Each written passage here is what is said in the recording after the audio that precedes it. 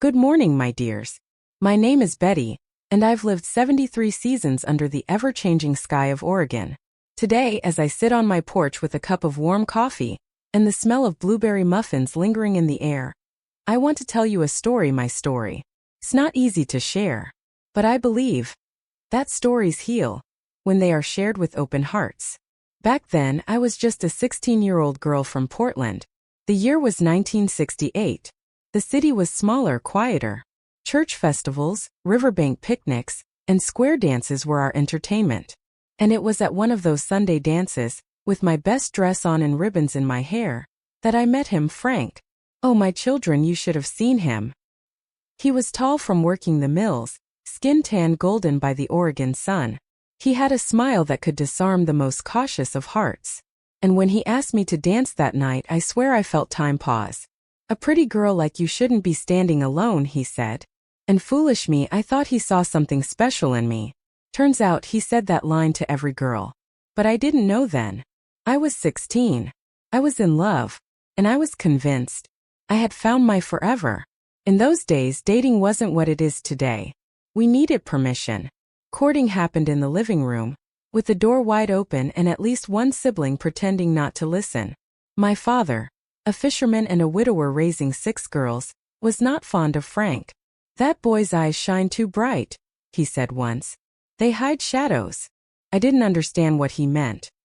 Not until much later. But I begged. I promised to be careful. I swore Frank was different. So after weeks of convincing, my father allowed us to date, under strict rules and many warnings. 6 months later, Frank asked to marry me. If I could go back to that porch where Frank asked for my hand, if I could whisper something to my young self, I'd say, don't rush. Love should never come with fear. But life doesn't let us go back. It only lets us grow forward. Our wedding was simple. St. Sebastian's Church, a backyard celebration, and a homemade cake that I still remember to this day. We moved into a tiny house near the lumber mill. 1 bedroom, a kitchen, living room, and an outhouse. To me it was a palace. Because love in its early days blinds us with dreams. And for a few short weeks I lived in a dream. Frank worked hard. He brought me small gifts, a ribbon, a candy, a new fruit I'd never tasted. At night we'd talk about the future. And when I realized I was pregnant, I thought God had blessed me more than I deserved. But life has a strange way of shifting. What starts as a soft breeze can turn into a storm. And sometimes love becomes a disguise, hiding things you don't see until it's too late. In the next hour, I want to take you with me. Through love, through heartbreak, through the night I almost lost everything. And the long winding path I walked to become the woman sitting here before you today. It's a story about pain, yes, but even more it's about hope. Because no matter what river we cross, no matter how deep the wounds go, there is always a way forward. And sometimes the life we build after the storm is the most beautiful of all. Back in the 1960s, marriage wasn't just a personal choice. It was an expectation, a rite of passage, especially for girls like me. We didn't talk about independence. We didn't talk about boundaries. We talked about being chosen. To be chosen meant you were enough, pretty enough, polite enough, pure enough. It meant your life was about to begin. At 16, I believed that with all my heart. You see, in our neighborhood of Portland, when a young woman got married, it wasn't just her life that changed. It was a family event, a community celebration. And while the world outside was rumbling with protests, war, and music that questioned everything, many small towns like ours still held tight to tradition. Girls were expected to marry early, settle down, have children. Boys were expected to work, provide, and never show weakness. We didn't talk about mental health or emotional abuse. We didn't know that marriage required more than good manners and matching rings. My father, Mr. Gerald, was a stern man. He had weathered many storms, the loss of my mother, long winters at sea, 6 daughters to raise on his own. He was the kind of man who believed deeply in honor, in silence, in the strength of a handshake. But when it came to Frank, he hesitated. This boy, he's too polished. My father once muttered while cleaning his fishing knife. He smiles too easily. Something about him feels off. I rolled my eyes then. How could I explain butterflies in the stomach to a man who had never spoken of love aloud? Looking back, I realize now that my father wasn't being cruel. He was being protective in the only way he knew how. But youth is deaf to wisdom, especially when that wisdom contradicts desire. Frank asked for my hand in marriage in the fall, under a tree bursting with amber leaves. He looked my father in the eye and said, "Sir, I love your daughter and I want to build a life with her." My heart swelled with pride, because in that moment I felt seen, valued, wanted. It didn't matter that Frank had never stayed too long after dinner. It didn't matter that he changed the subject whenever I asked about his past. It didn't matter that my sisters whispered their doubts behind closed doors. I was in love, and I was going to be a bride. Our wedding was small. St. Sebastian's Church, just a few blocks from where I live now, was filled with wildflowers picked that morning. The choir sang hymns that still echo in my memory like lullabies. I wore a borrowed dress and shoes that pinched, but my smile was wider than the Columbia River. After the ceremony, we walked hand in hand through the neighborhood as neighbors clapped and threw rice. Behind us was a 3-tier cake my sisters baked from scratch. Vanilla with raspberry jam between the layers. To this day, I've never tasted anything sweeter. But what I remember most about that day is the way people looked at me. Not as Betty, the girl who used to braid her sister's hair or chase chickens in the backyard, but as Mrs. Betty Williams, a woman now, a wife. There was no talk about my education. No encouragement to dream beyond home and husband. The goal had been reached, the wedding had happened.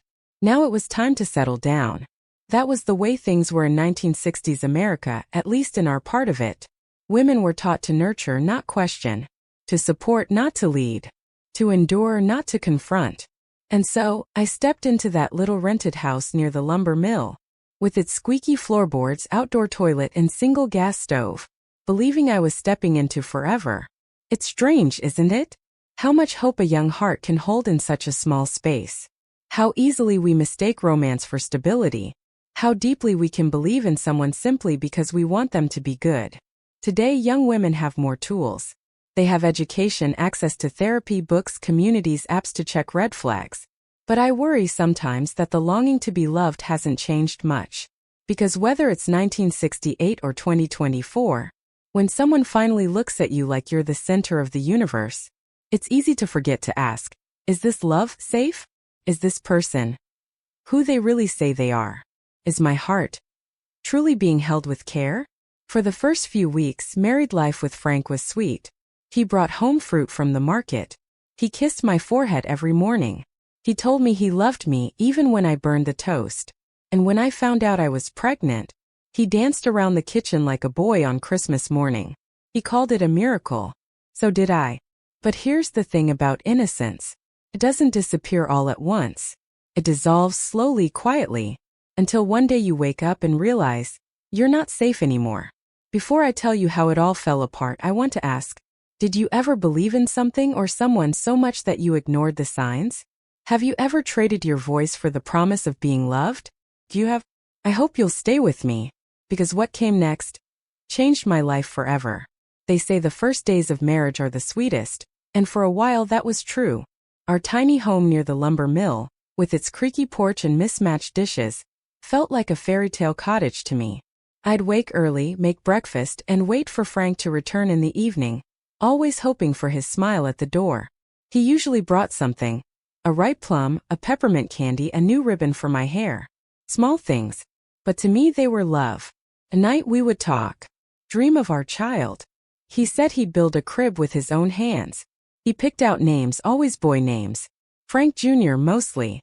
"It's a boy," he'd insist, placing his hand gently on my growing belly.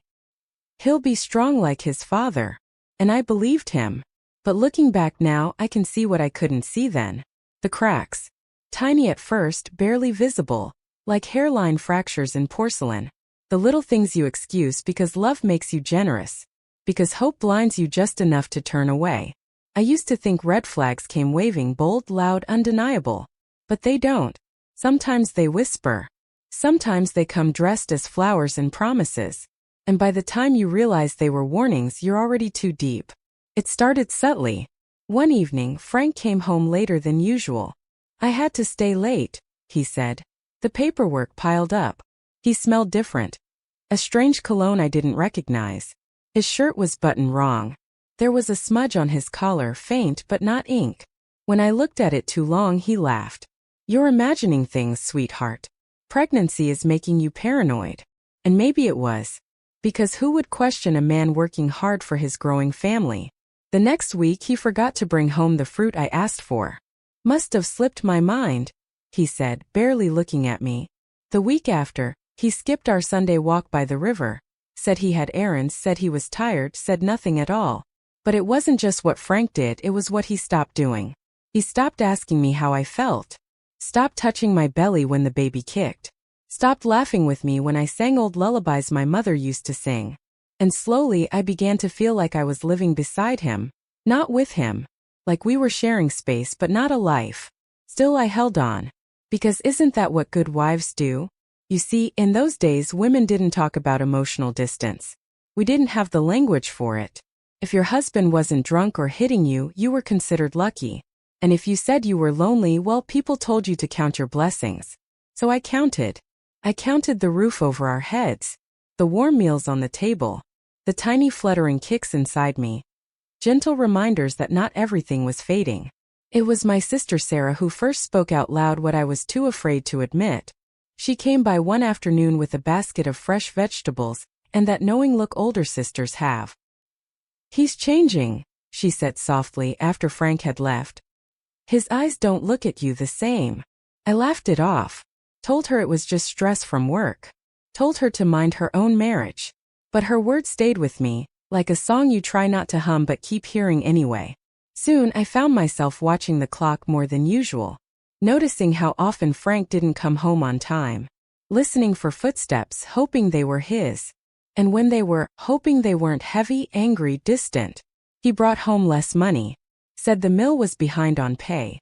But his shoes looked newer. His watch different. The lies weren't creative. But I was too exhausted to confront them. Pregnancy had taken a toll.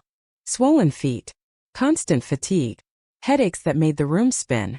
And beneath all of that, a growing sadness I didn't dare name. It's easy to ask now, why didn't you leave? Why didn't you see? But love, especially young love, isn't logical. It's built on memory, on promise, on the dream of who someone once was. And sometimes, it's easier to protect that dream than to face the truth.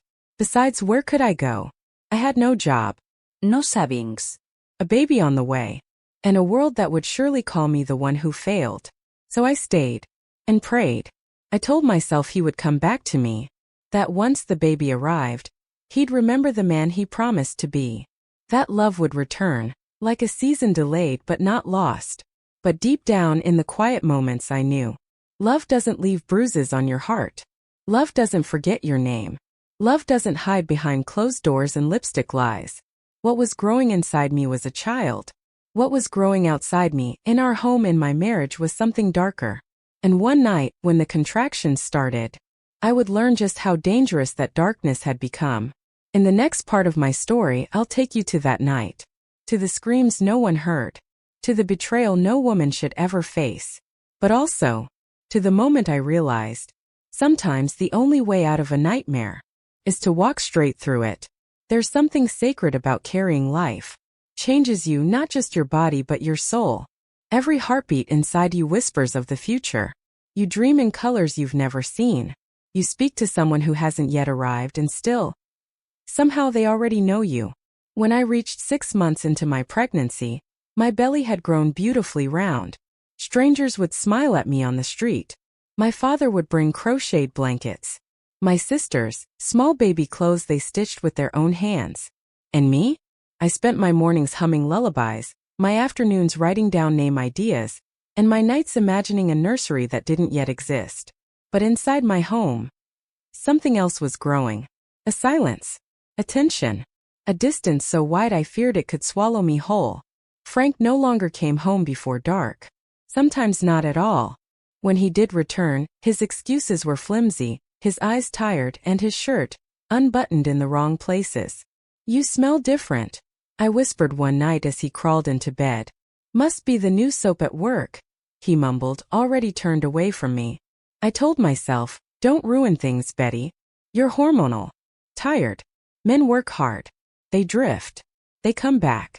But deep down I knew. I was no longer the woman he came home to. I was the woman he avoided. The midwife, Mrs. Ruth, had been monitoring my pregnancy since the beginning. She had hands like cotton and eyes like glass, soft but sharp. One afternoon, after checking my blood pressure for the third time, she paused longer than usual. "My child," she said, voice low, "you need to be careful. This isn't just pregnancy swelling. Your pressure is high. Too high. This birth could be dangerous." I nodded. But how could I rest when my heart was already under siege? How could I stay calm when my husband was a ghost that returned only when convenient? Sarah came by with vegetables and whispers from town. "People are talking," she said, not meeting my eyes. "They've seen Frank with someone. A woman from the mill office. New. Blonde. Younger." I felt my stomach turn, but I smiled anyway. "People gossip," I said. "You know that." "Yes," she replied. "But sometimes, Betty, sometimes they're telling the truth you don't want to hear." That night I waited. The clock ticked past midnight. Frank never came home. The next morning, still no sign. One day, 2, 3, no note, no phone call, just absence, heavy and sharp, like a knife that never stops cutting. It was my father who came for me, quietly without questions. He packed a bag, took me home, laid me in my old bed and said nothing, just sat by the window smoking his pipe, like he did when I was a child scared of the thunder. "You'll raise this baby, Betty," he said on the fourth night. "With or without that boy. You are strong. Stronger than you think." On the 8th day Frank returned. He knocked on my father's door like nothing had happened.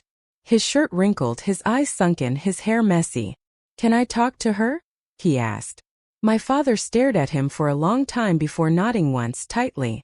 We stood outside behind the house. The sun was setting, golden light painting the world far more beautifully than it deserved. "Where were you?" I asked. He looked down, shuffled his feet. "I had things to handle. Work. Seattle." "Don't lie to me, Frank," I said. My voice for the first time in weeks was firm. "The mill said you took time off. Your sick uncle doesn't exist." He sighed. "Fine," he said. "It wasn't work. I needed space." "Space," I repeated, placing a hand on my belly. "Is this too much space for you?" "I didn't ask for this," he whispered. I stepped back. "What do you mean?" "This baby. I didn't want it. I didn't want this life." His words struck harder than any slap could. Not because I didn't expect them, but because hearing the truth, spoken so plainly, breaks something inside you that never quite heals. Bóc trần sự thật, Betrayal hoàn toàn. He admitted it then. Everything. The woman. The affair. The plans to leave. The lies. All of it. "She's from Seattle," he said. "She's having my child too. We're starting over." And just like that, the future I had built, brick by brick, dream by dream, collapsed. Not in a dramatic explosion, but in a quiet crumbling. The way old buildings fall when no one's watching. I should have screamed. Should have slapped him. Should have begged or cursed. But I didn't. I simply turned and walked back into the house, sat at the dinner table, and began to crochet. Because sometimes silence is the loudest scream of all. That night I couldn't sleep. The baby inside me moved, gentle flutters that felt like reassurance. "I'm still here, Mama," he seemed to say. "And you're still strong." I knew then. Whatever happened next, whether Frank stayed or vanished again, I would be ready, because I wasn't just fighting for love anymore. I was fighting for life, for mine, and for my child's. But what I didn't know was that the darkest night of my life still lay ahead. The night my son came into the world. The night that would change everything. In a small town, nothing truly stays secret. Not for long. The streets may be quiet, the porch is sleepy, the church pews orderly. But behind lace curtains and soft greetings, stories pass like wind. After Frank confessed his betrayal, word spread. As it always does. Not from my lips but from silence. The kind of silence that makes neighbors look twice. The kind of silence that makes people start whispering when you walk by. "She's back at her father's. He's been seen with that woman from the mill. She's too proud to admit he left." I heard it all, not directly, but through the shifting glances, the sudden pauses in conversation, the pity in eyes that used to sparkle with simple greetings. In small towns, people don't always speak to you. They speak around you, about you, and somehow that stings more than the truth. Sarah tried to shield me. Every time she visited, she'd bring food, laughter, distraction. She'd sit beside me and talk about her children, the garden, anything to avoid the one subject we both couldn't ignore. But one day she brought more than stew and stories. "Betty," she said, as we folded baby clothes on the porch, "there's something I need to tell you." I braced myself. My hands stilled. "People at the mill. They're saying Frank has moved in with the woman. They say she's pregnant too. That he plans to marry her, when he's free of you." I smiled. Or something like a smile. A polite tightening of the lips that looked human but felt like a mask. "People love to talk," I said. But inside my heart sank. Because I wasn't hearing something new. I was hearing something I already knew but didn't want spoken aloud. It's funny how denial works. It's not loud. It's quiet, gentle, protective. It wraps itself around you like an old quilt on a cold night, worn, faded but familiar, even if it's full of holes. My father said little, but he watched everything. He saw the way my eyes dulled, the way my feet swelled and my spirit shrank. Late one evening, as he sat smoking by the fire, he said, without looking at me, "You don't have to protect him anymore." "I'm not," I replied. "You are," he said softly. "In the way you sit, the way you don't speak of him. That's still love trying to hold on. But love, Betrayal, love, doesn't leave you to carry the weight alone." At church, the air was thick with unspoken words. Women smiled with lips but not eyes. Men offered short nods. Only Mrs. Hale, the widow who'd seen more life than most, dared to say what others wouldn't. "You don't owe anyone a story, Betty," she said, placing a warm hand over mine after Mass. "But if you ever need to say it, if you ever need someone to listen, I'm here." That moment, small, gentle, and real, meant more to me than 1,000 polite silences. Small communities can be cruel, but they can also be kind. Just depends on who's doing the speaking. Because for every tongue that gossiped, there was another that prayed. For every glance that judged, there was a hand that reached out in quiet support. And slowly I began to see, the community doesn't just reflect what you are. It reflects what you believe about yourself. If you believe you are shamed, you will see shame in every glance. If you believe you are broken, every whisper will sound like judgment. But if you believe, even quietly, that you are worthy, you will begin to notice the ones who never looked away. For weeks I clung to hope like it was air. Hope that Frank would return, that the baby would change him, that the man I married still existed beneath the lies. But each night I waited alone. Each morning I woke up and his boots weren't by the door. That hope began to rot. It became something else. Bitterness, resentment, a hollow ache that hope had once filled. And yet, I still defended him. To my father, to Sarah, even to myself. Because sometimes the pain of admitting you've been lied to hurts more than the lie itself. The hardest part wasn't that Frank had chosen someone else. It was that everyone knew. Everyone saw it happening. And yet no one said a word, not to me. Because they didn't know how. Because they didn't want to cause more pain. Or maybe because they thought I already knew.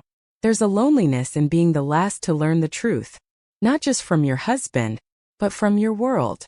It was on a quiet Wednesday morning, while folding tiny onesies and humming to the baby inside me, that I finally said it out loud. "He's gone," I whispered. "He's not coming back." And in that moment the denial cracked. Not shattered. Not all at once. But just enough to let the light in. There's a strange kind of strength that comes from letting go of what hurt you. Not because it didn't matter, but because you matter more.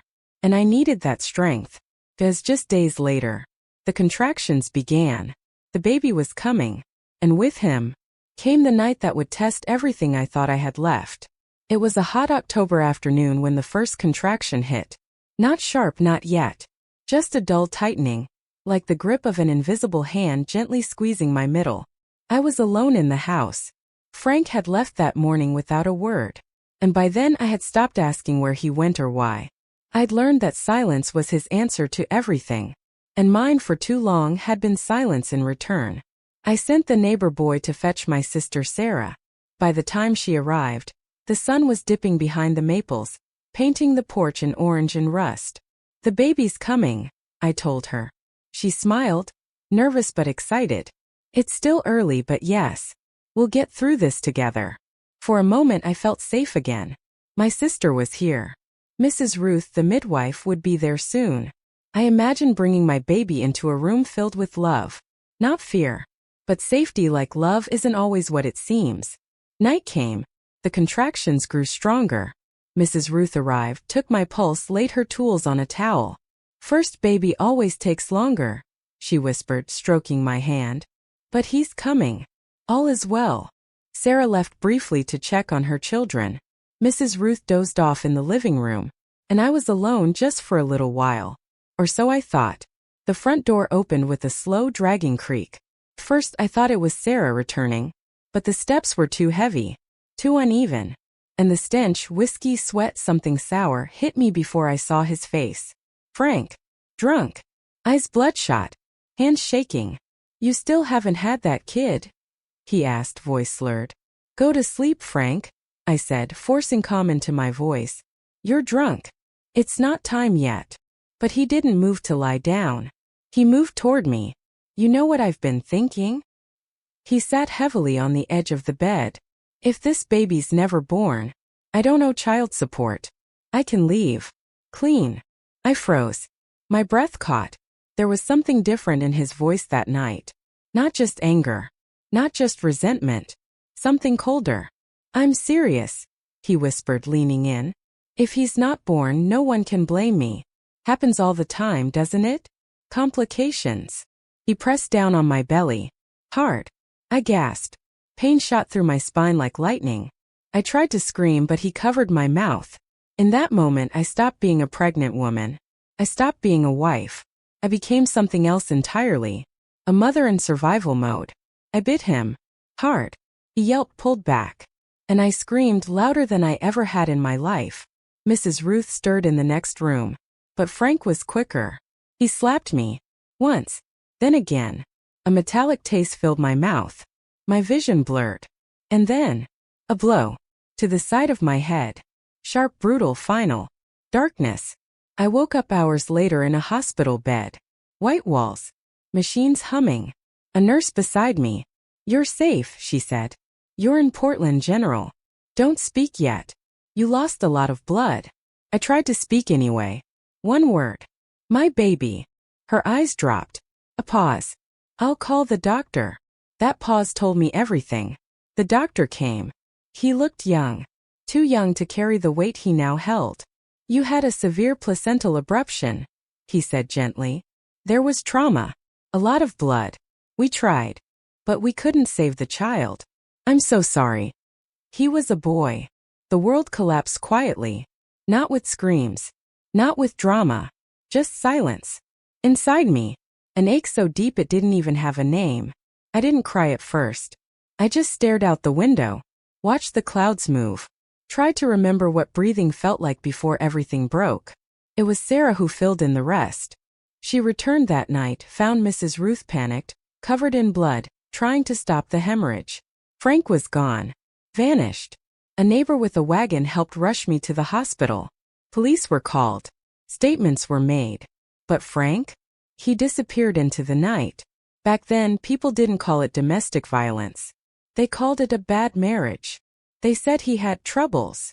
They told women to work things out. To not shame the family. Even at the hospital I noticed it. No officer sat by my bed. No questions asked about bruises. Just a nod, a sad sigh, and a look that said, "We've seen worse." You might ask, why didn't you report him earlier? Why didn't you tell someone? But here's the thing. Women back then were taught to endure. To stay quiet.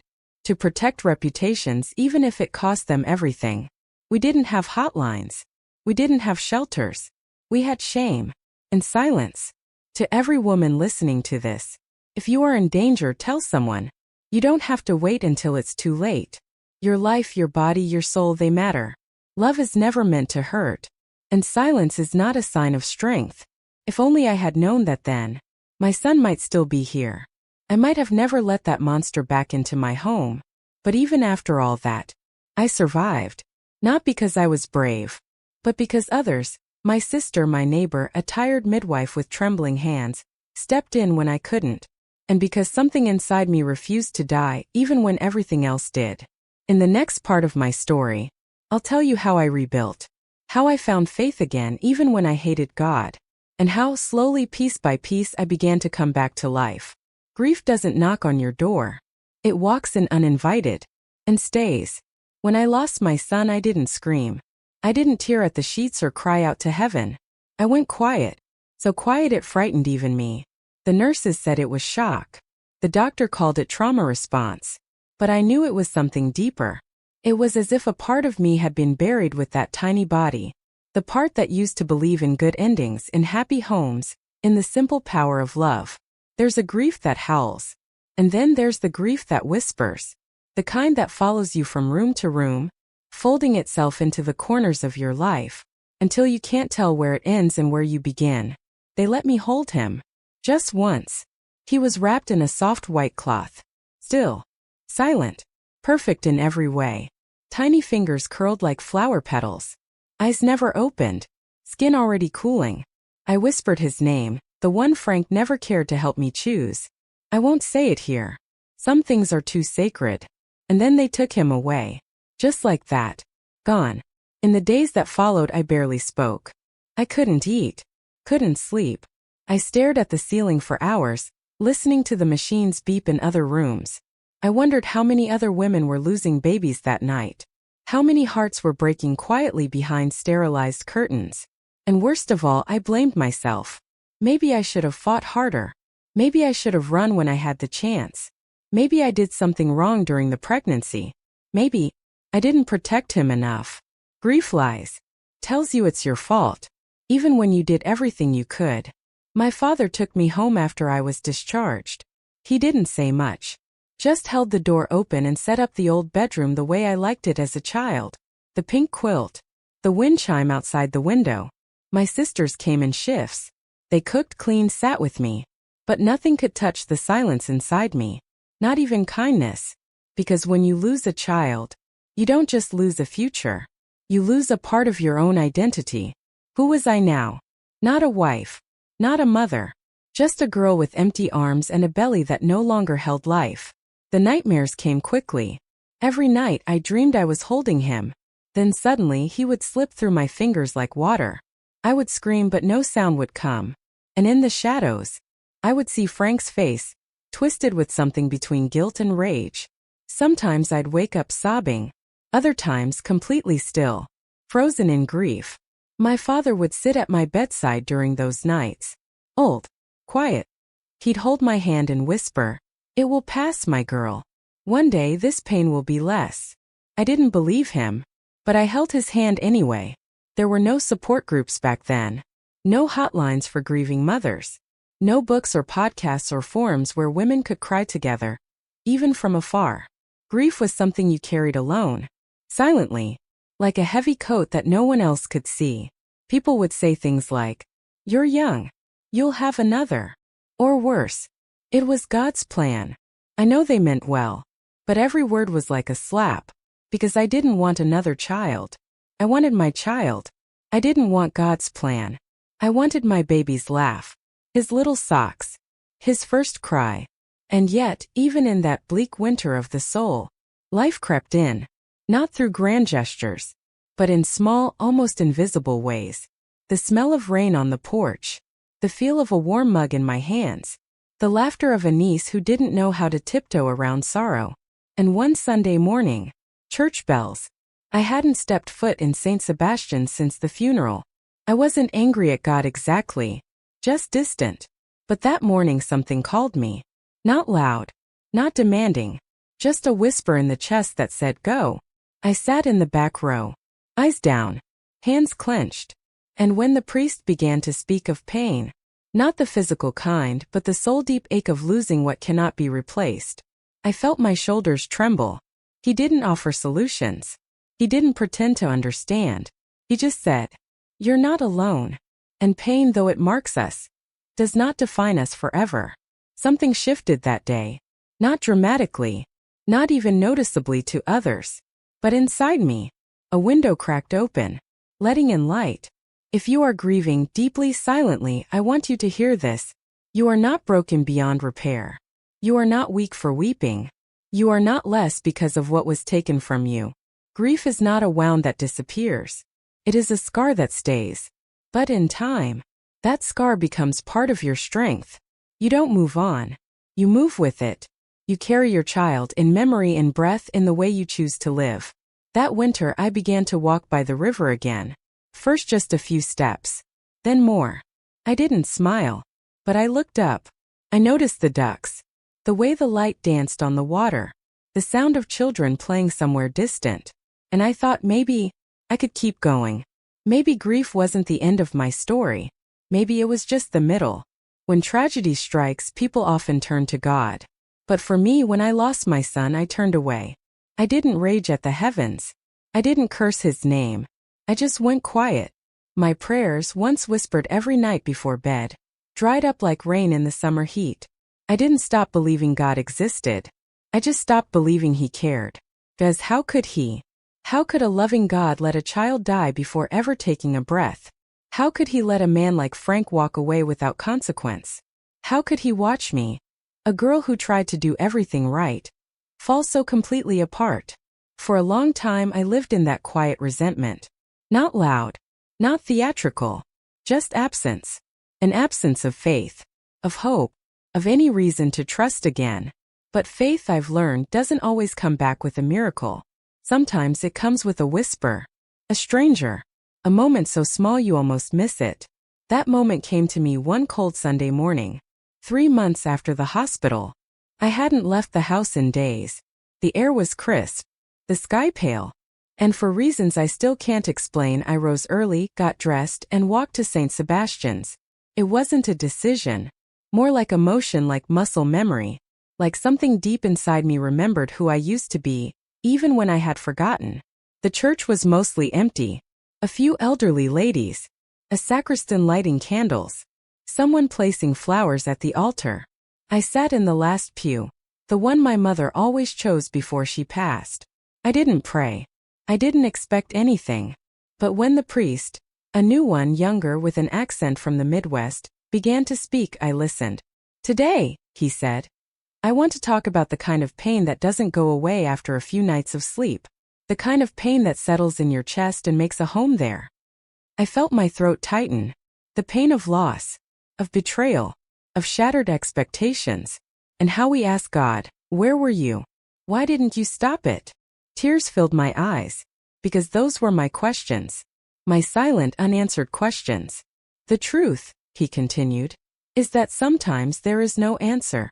Pain exists because freedom exists, because people choose wrongly, because the world is broken." He paused.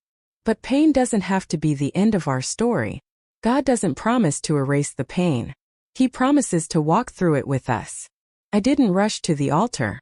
I didn't fall to my knees. But something shifted. A wall cracked.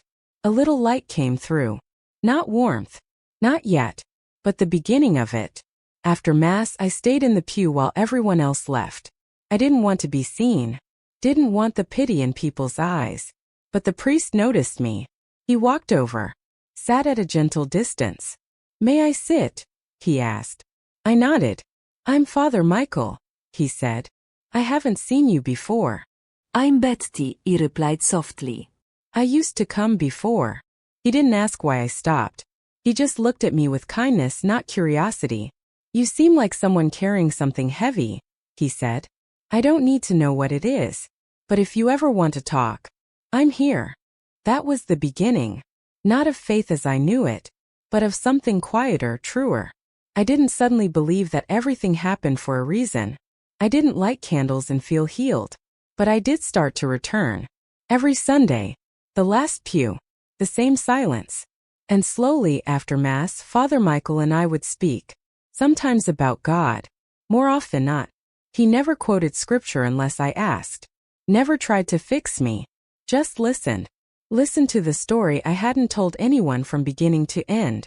Through him, I met Mrs. Zulia, a silver-haired woman with strong hands and a soft voice. She ran a small group at the church for women who had lost children. Not a formal support group, More like a circle of chairs and tea and quiet understanding. I was hesitant at first. What could I possibly say? But when I entered the room that first Thursday evening, I realized I didn't have to say anything, because grief recognized grief. Pain bowed to pain. And together we didn't explain it. We just shared it. What I discovered in those weeks wasn't the God I was taught as a child, the rule keeper, the disciplinarian, the judge. It was a God who stayed when others left, who didn't need me to be cheerful, who didn't punish my silence or my questions, a God who understood the language of tears, who wasn't offended by doubt. Faith, I learned, isn't the absence of questions. It's the courage to ask them and stay open for the whispers in reply.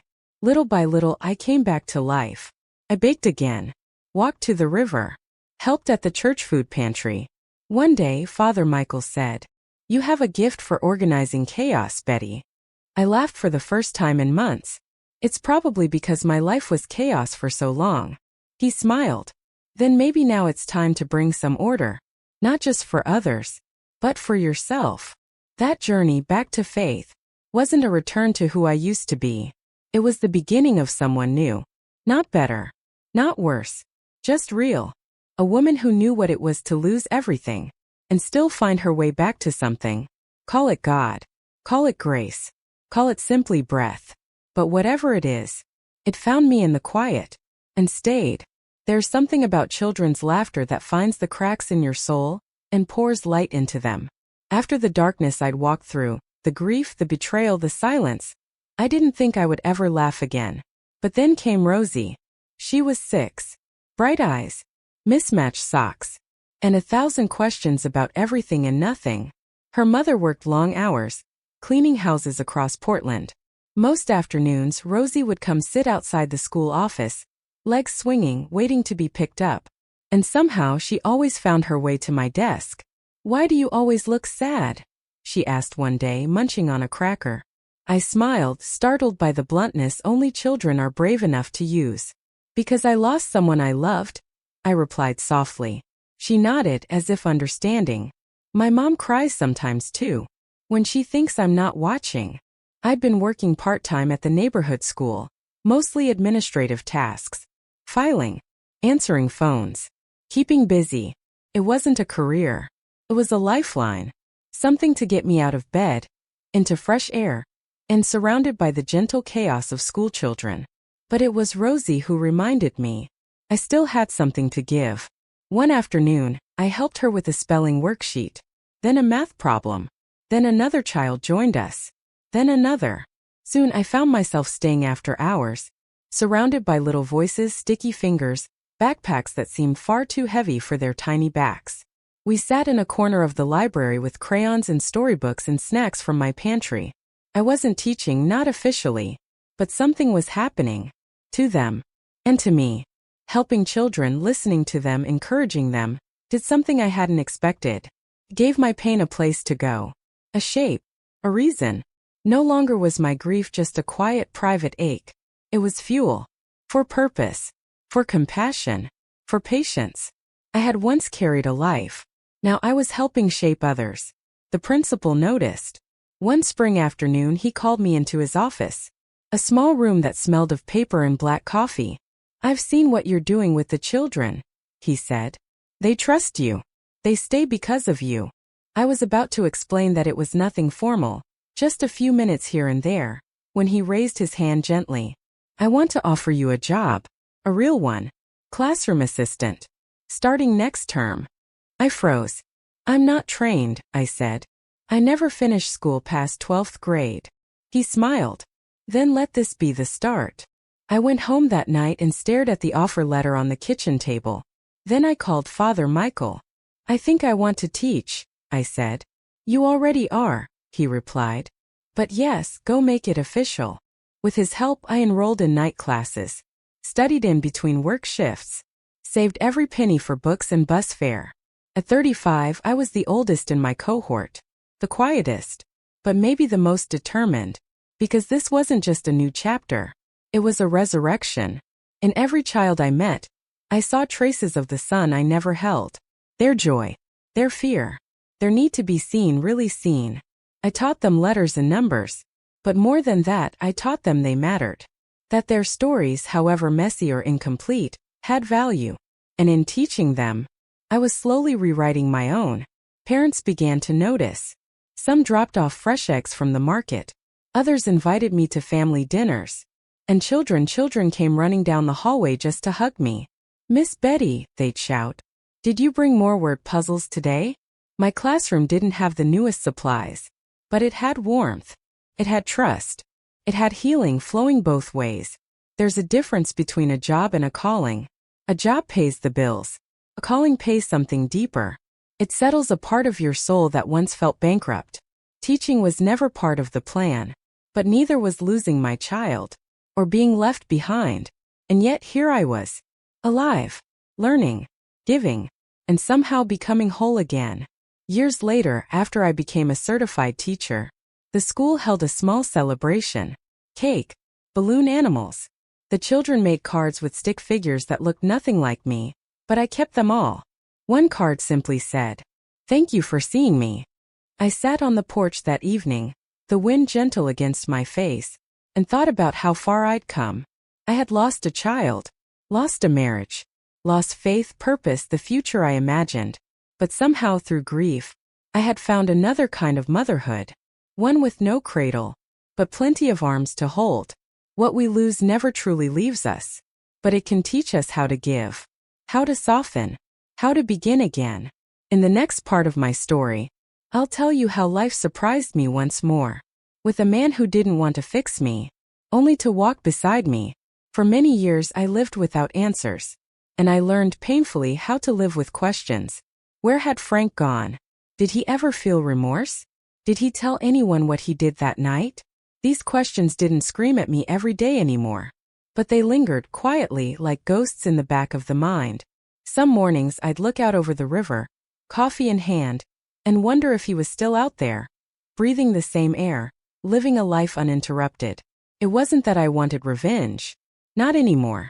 But a piece of me, the piece that still ached when I saw a baby boy in a grocery cart, wanted truth. Closure. Something to put an end to a chapter that never fully closed.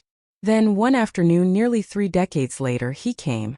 Not Frank, but a man in a gray suit, holding a worn envelope. "Are you Miss Betty?" he asked at the school gate, just as the children were leaving. "Yes," I replied cautiously. "Can I help you?" "My name is Robert. I'm a private investigator." He paused. "I was hired to find you." The envelope was creased and yellowing at the edges. He handed it to me like it held dynamite. "She passed 3 months ago," he said. "Marlene. She wanted you to have this." My hands trembled as I took it. Marlene. It felt surreal saying her name. The woman Frank left me for. The woman who'd carried his second child. She told me to say, "He paid for what he did. In ways you can't imagine." And just like that, Robert tipped his hat and walked away. I stood there, stunned, envelope in hand, unsure whether to run or tear it open. I waited until the house was quiet. Sat on the porch with the river below me, steady as ever. The letter inside was handwritten. Shaky. Faded. "Betty," it began. "When you read this, I will already be gone. I don't ask for forgiveness. I know I don't deserve it. I only want to tell the truth before I meet my own." She spoke of that night. How Frank had come home with blood on his hands. How he said, cold and clear, "It's done. She won't bother us again." She was horrified, but also afraid of what he might do to her if she spoke up. So they fled. To Seattle. Then further. Changing names. Living in the shadows of what they had done. Frank never became the man he wanted to be. He drank. He raged. He denied their son, accusing Marlene of cheating. In 1975, during a drunken fight, he fell down a flight of stairs and died instantly. "No one mourned him," Marlene wrote. "I didn't cry. I felt only relief. But I carried the weight of what he did, and what I allowed every day since." I finished the letter with tears on my cheeks. Not sobs. Just steady stinging streams, like a wound long stitched, now quietly reopened. There was no apology strong enough to bring my son back. No admission deep enough to erase what had been done. But there was truth. And in that, a strange kind of mercy. Frank hadn't escaped justice. Not really. He died with demons louder than mine. Alone. Feared. And forgotten. I didn't feel triumph. I didn't feel peace. I felt human. Because even when we get the answers we crave, they rarely feel the way we imagine. Justice had not come in a courtroom. There was no headline. No reckoning. But I had survived. And maybe, just maybe, that was justice enough. To anyone listening who's waiting for justice, I want to tell you this. You may never get the apology you deserve. You may never see your pain acknowledged by the one who caused it. But that doesn't mean healing isn't possible. It doesn't mean your life is less. It means your strength is more. Because healing is not about them. It's about you. That letter did not close the chapter. But it marked a turning point. It allowed me to stop chasing ghosts. To stop asking why.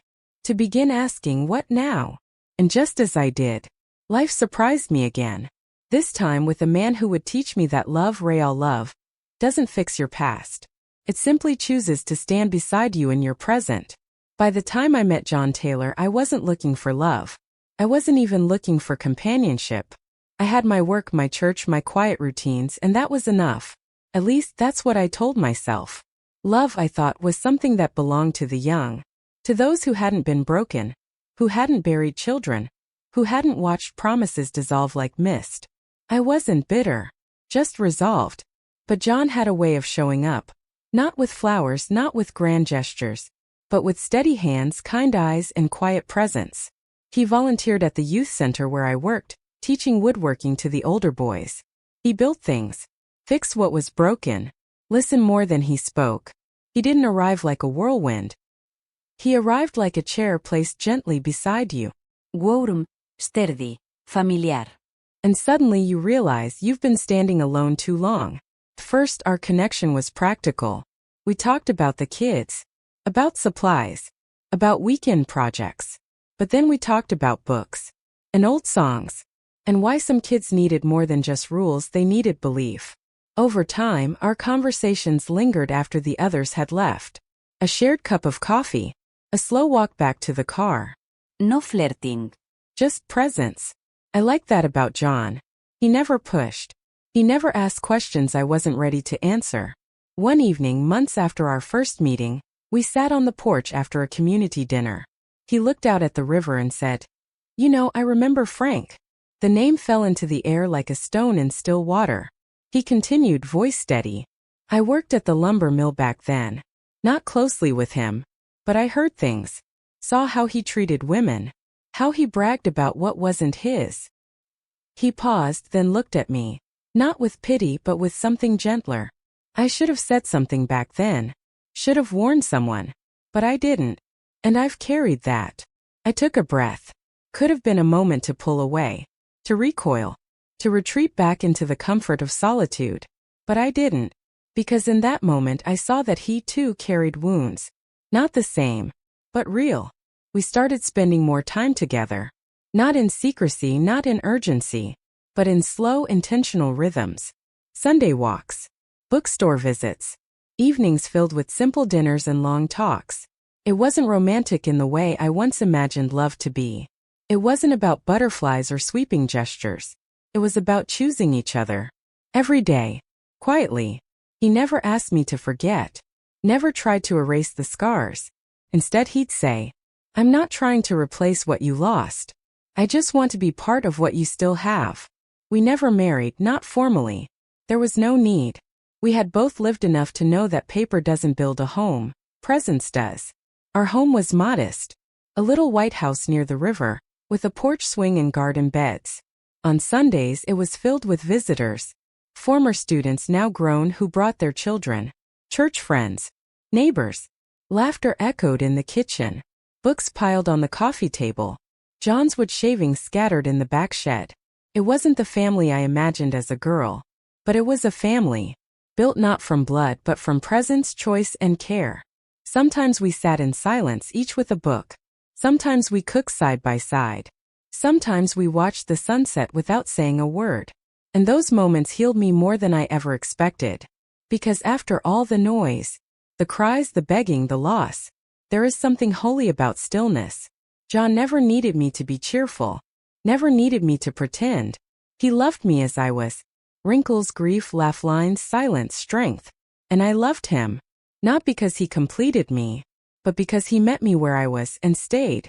To anyone listening who thinks love is only for the young, let me tell you, it's not. Love can find you at any age. After heartbreak, after loss, even after you've decided you'll never open that door again. Love doesn't always come like a storm. Sometimes it arrives gently and simply asks, "May I sit beside you?" And if you say yes, you might just find a new kind of beginning. The years I spent with John were some of the quietest and the richest. And even as life moved forward, as time took its toll, we remained side by side. And in those years I began to wonder, if pain could shape a purpose, what else could I give back?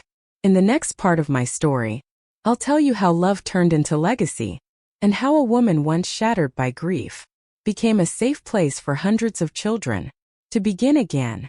I used to think peace was something that came at the end of the story, after the storm had passed, after the losses were tallied, after the heart had healed. But peace, I've learned, doesn't arrive like a finish line. Comes in moments. Small, quiet, unnoticed by most, but unmistakable once they touch you. Moments like sitting on the porch at sunset, the scent of blueberry pie cooling on the windowsill, a child's laughter echoing through a community center hall. Moments when you realize you're no longer surviving, you're living. And not just for yourself. The greatest gift pain ever gave me was the clarity to ask, what now? What will I do with all this brokenness? All this wisdom? All this hard-earned strength? The answer was simple. I would give it away. With John by my side, I poured myself into the work. The school project for vulnerable children grew beyond anything I had imagined. We started with 10, then 20, then 100. We added music, gardening, counseling sessions for kids who didn't know how to say, "I'm scared," or "I need help." Parents who once felt ashamed of needing assistance began volunteering. Local businesses pitched in. The church opened its basement for after-hours tutoring. It wasn't perfect, but it was real. And it was theirs. One day, a teenage boy I'd worked with, once full of anger and silence, came back after graduating. He looked me in the eyes and said, "Miss Betty, you were the first person who believed I was worth something." I nodded, smiled, but inside something opened, because in that moment I realized, the child I had lost, he never got to grow up. But through these children, something of him did. John passed in the spring of 2019. It was a gentle afternoon. Birdsong in the trees. The scent of lavender from the yard he'd planted himself. He held my hand, smiled faintly, and whispered, "We did good, didn't we?" I squeezed his hand. "Yes," I said. "We really did." He left with the kind of peace we all hope for. And though the grief returned, came with gratitude this time, not devastation. I had learned to hold sorrow in one hand and joy in the other. These days I still sit on the same porch, same chair, same view of the Willamette River winding through Portland like a story with no end. My hair is white now, my hands slower, but my heart has never been more alive. I speak at women's shelters, schools, even on video, though I still don't know how to use half the buttons on my phone. I tell them this: you can lose everything and still not lose yourself. You can be broken and still build. You can be afraid and still move forward. So if you're watching this now and your heart is aching, please know, you're not alone. If you've been left behind, if you've buried a dream or a child, if you've walked through darkness and can't see the way out, stay. Keep breathing. Keep stepping. The river does not stop flowing. And neither should you. You are not your worst day. You are not what someone else broke. You are what you choose to do with what remains. As for me, I will keep sitting here watching the water move, telling stories when asked, listening when needed, and I will keep loving this world, even with all its flaws, because somehow, gave me this life. Not the life I planned, but the life I was meant to live. With faith, with purpose, and above all with peace. From my porch to wherever you are. Thank you for listening. And remember, no matter how dark the night has been, A new day is always, always coming. Subscribe to Grandparents' Tales for more real-life stories from the heart. Leave a comment below, we read every one. And remember, the river never stops. Neither should you.